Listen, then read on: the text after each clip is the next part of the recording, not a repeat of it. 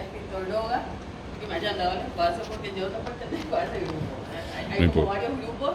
Hoy yo vine por un grupo que se llama Ombligo Lírico, que es de Asunción y bueno, está abierto también a todos. Entonces vine de representación, tenía que venir un compañero llamado Diego Ayala, que no vino por cosas de la vida, en fin, lo que sea.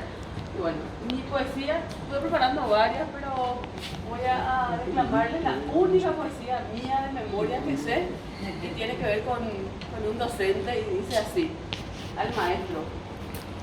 Y me atrevo a decirte que he aprendido mucho, más que las sumas, restas, adjetivos sustantivos.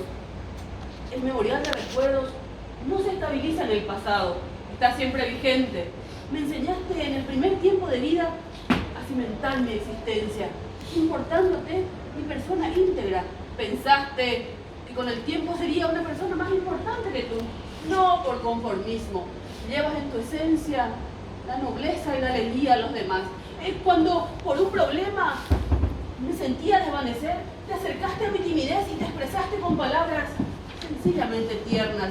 Sales de tu misma realidad y te proyectas a la mía, haciéndome comprender que el sol es un rey sin corona, que ama a sus súbditos, que la lectura es una de las residencias de la sabiduría y que hay un ser, más allá de todo, en quien depositar nuestra energía.